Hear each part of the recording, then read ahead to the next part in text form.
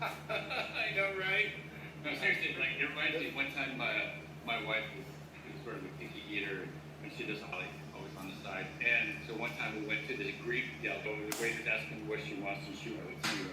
And she said, "Well, I don't want this and this and this." And she goes, "What's left?" She goes, "The meat." I was going, okay, this will be interesting. What's left? The important part that you need to live. The meat. You know what's offensive about that when I go out with my wife, because she's the same way, is that I'll order hers with all the stuff not on it, and then I'll order mine with all the stuff on it, and they'll give us two of them without the stuff on either of them. And then I have to take it back and go, no, I want all the good stuff on mine. So, Alright, that was a 250 for 3 that I failed last time. Pretty sure I cannot hit that for 4 more sets, so I'm gonna drop it down to like 240 and do as many sets of 3 as I can. With that, assuming I don't die. Unless they really have to. Anyway, let's move on to the next one, I think.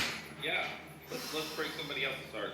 Yeah, I don't, actually this one is what I consider to be the only JavaScript language feature that's been so effectively deprecated that it's essentially suppressed, to the extent that I think most JavaScript developers these days don't even know that it exists within the language.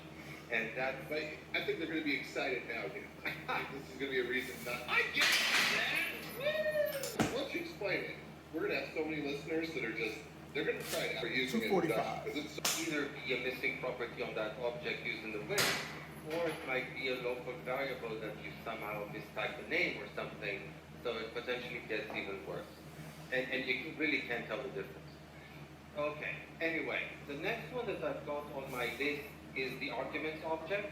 For a long time, it was the way to go because you really didn't have any choice. If you had a function that had a variable number of arguments, for example, the only way to using the argument. These days, you don't spread over it. Doesn't really serve. Well, isn't the reason that... And then repeat the condition inside the loop, so you have the condition, and then you have your check, and then you have the condition again, or you have to put the logic for checking the condition inside your loop, in which case you don't need the while either. So, yeah, you're totally did not. The only use that I had... Recursively call something, so say you're going to do the Fibonacci sequence or whatever, maybe that's not one of the ones where you do this, but occasionally you recursively call something, and then people will pass in either ++i or i++, and then it's a shortcut to, I think a shortcut to increment on the next line. So it actually passes in the current value, but then increment